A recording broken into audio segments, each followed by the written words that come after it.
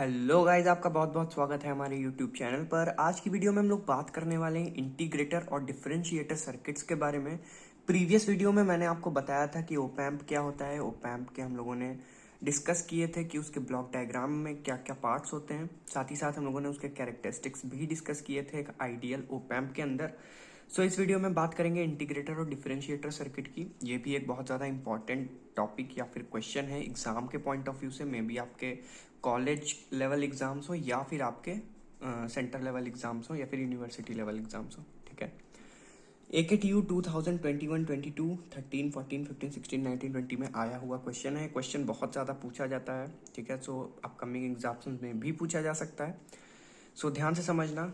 सबसे पहले अगर बात करें इंटीग्रेटर सर्किट की, तो ये होता क्या है। It is a circuit that integrates all the input voltage is called an integrator circuit. एक ऐसा सर्किट होता है ये जो सारे इनपुट वोल्टेज को इंटीग्रेट करने का काम करता है।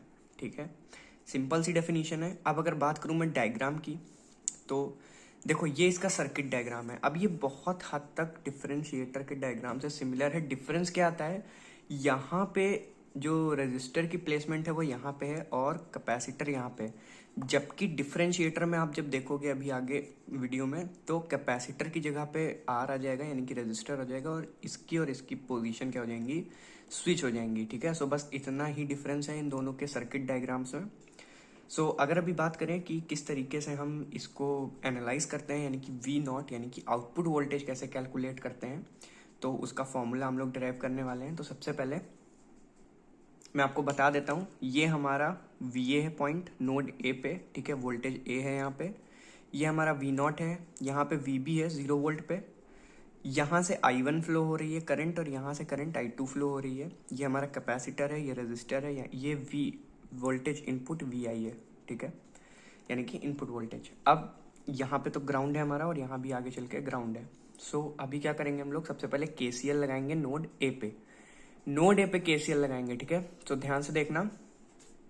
जब नोड ए पे KCL लगाएंगे यानी कि यहाँ पे, तो I1 और I2 हमारे क्या होते हैं, KCL का इम्प्लीमेंटेशन करने पर, अप्लाई करने पर I1 I2 इक्वल हो जाएंगे। ठीक, इस नोड के कंपैरिजन में अगर बात करें तो I1 और I2 इक्वल हो जाएंगे। अब I2 के लिए क्या फॉर्मूला है हमारे पास, VI। ठीक है, VI minus VA upon R। तो हम लोग यहाँ पे लिख देते हैं VI minus VA upon R। ठीक है, वहीं पे I2 के लिए क्या फॉर्मूला है हमारे पास, I2 के लिए VA माइनस V नॉट। ठीक है, VA माइनस V नॉट। ठीक, यहां पे कैपेसिटर लगा है, तो कैपेसिटर क्या करता है, डिफरेंशिएट कर देता है d/dt। ठीक है, समझ में आ गई बात। तो ये चीज आपको याद रखनी है, कैपेसिटर लगा होगा तो वो क्या करेगा, डिफरेंशिएट कर देगा।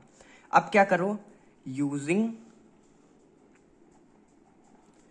Virtual ground concept. Virtual ground concept आपको पता होगा। वर्चुअल ग्राउंड कॉन्सेप्ट की हेल्प से क्या होगा यहाँ पे कि VA जो है वो VB के इक्वल हो जाएगा, और वही V नॉट के इक्वल हो जाएगा।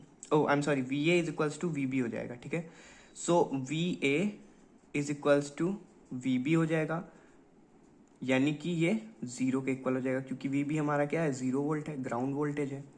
ठीक, अब क्योंकि VA 0 हो गया, तो मतलब कि ये क्या हो जाएगा, VI minus 0 upon R equals to C.D/dt। VA नहीं है, या फिर 0 हो जाएगा। ठीक है, 0 माइनस V नॉट। ठीक, तो ये वैल्यू क्या आ गई, VI upon R equals to C.D/dt minus V naught. अब वैल्यूज को हम चेंज कर लेंगे, यानी कि dt को उधर भेज देते हैं, c को उधर भेज देते हैं, और dv नॉट इधर ही रोक लेते हैं। तो ये क्या हो जाएगा, अगर मैं इन दोनों की प्लेसेस को स्विच करूं तो ये कुछ इस तरीके से आपको दिखेगा, dv naught is equals to minus 1 upon R.C। ठीक है, VI dt। ठीक, ये चीज आपको दिख रही है, dt उधर चला गया, c इधर चला गया, और dv नॉट यहाँ पे, और माइनस साइन भी उस साइड चला गया। ठीक है, और ये पोजीशंस हो गई स्विच हमारी। अब क्या हुआ, अब हमें करना है इंटीग्रेट, हम दोनों साइड कर देंगे इंटीग्रेट। तो जैसे ही आप दोनों साइड इंटीग्रेट करोगे तो आपको वैल्यू क्या मिलेगी, आपको वैल्यू मिलेगी V naught is equals to integration of minus यहाँ पे, ठीक, 1/RC, क्योंकि ये कांस्टेंट वैल्यूज होती हैं तो स्पेस नहीं है थोड़ा सा, तो समझ लीजिएगा ये 1/RC लिखा हुआ है, और अंदर क्या आ जाएगा हमारा VI/dt। ठीक, तो यानी कि ये क्या कर रहा है, इनपुट वोल्टेज को क्या कर रहा है, इंटीग्रेट कर रहा है। यही हमारा होता है आउटपुट ऑफ इंटीग्रेटर सर्किट। ठीक है, एग्जाम में ये लिखने को आता है, कई बार आपसे पूछ लेगा कि वी नॉट कैलकुलेट करो इंटीग्रेटर सर्किट का या डिफरेंशिएटर सर्किट का। सो ऐसे ही आपको कैलकुलेट करना है। अब हम लोग बात करेंगे डिफरेंशिएटर सर्किट के बारे में कि उसमें कैसे कैलकुलेट करते हैं हम लोग वी नॉट। तो चलिए उधर देखते हैं। सबसे पहले बात करें डेफिनेशन की, तो यहाँ पे लिखा हुआ है circuit that gives differentiation of input voltage is called differentiator circuit. वो सर्किट जो डिफरेंशिएशन प्रोवाइड करे इनपुट वोल्टेज का उसे हम लोग डिफरेंशिएटर सर्किट कहते हैं। सर्किट डायग्राम सेम है, बस डिफरेंस क्या है, यहाँ पे RL ऊपर है, वहां पे R कहाँ पे था, यहाँ पे था, और कैपेसिटर यहाँ पे था। ठीक है, तो बस इनकी पोजीशन की स्विचिंग हुई है, उसके अलावा कोई चेंज नहीं है।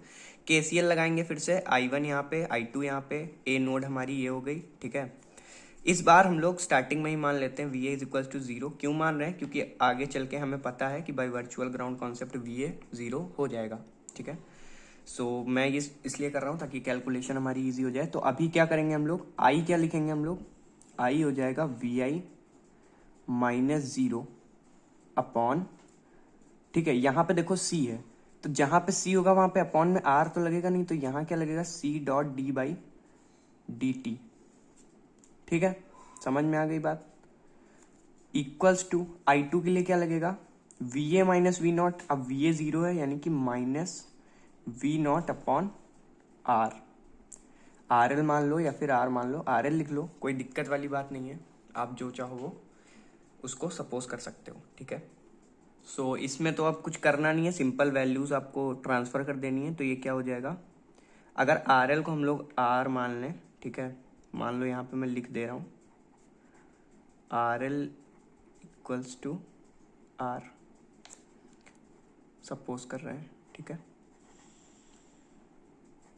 मैं इसलिए सपोज कर रहा हूँ ताकि इंटीग्रेटर सर्किट में हम लोगों ने R माना था और यहाँ पे RL माना है, तो आप लोग कंफ्यूज मत हो, इसलिए मैं बस ऐसा कर रहा हूँ। ठीक है, तो RL R हो गया, R हमने उधर भेजा, तो R.C, ठीक है, D/dt VI/dt equals to we not, और ये आ गया नेगेटिव वैल्यू, यानी कि वी नॉट हमारा क्या निकल के आया, -RC D/dt ऑफ VI। ये होता है हमारा डिफरेंशिएटर सर्किट का आउटपुट। ठीक है, सो आई होप समझ में आ गया होगा डिफरेंशिएटर सर्किट और इंटीग्रेटर सर्किट में क्या डिफरेंस है और किस तरीके से हम इनके आउटपुट्स को कैलकुलेट करते हैं या फिर डेराइव करते हैं। ओके, सो अब इस पे बेस्ड न्यूमेरिकल एक आध दो प्रैक्टिस कर लेना, बाकी न्यूमेरिकल बहुत रेयर केसेस में पूछे जाते हैं। जब भी पूछा जाएगा आपसे ये प्रूविंग ही पूछी जाएगी। ठीक है, और एग्जाम में आपको यही करके आना है। So all the very best for the exams. Playlist visit नहीं किए तो डिस्क्रिप्शन बॉक्स में लिंक मिल जाएगा, आप वहाँ से जाके विजिट कर सकते हो। And thank you so much for watching the video.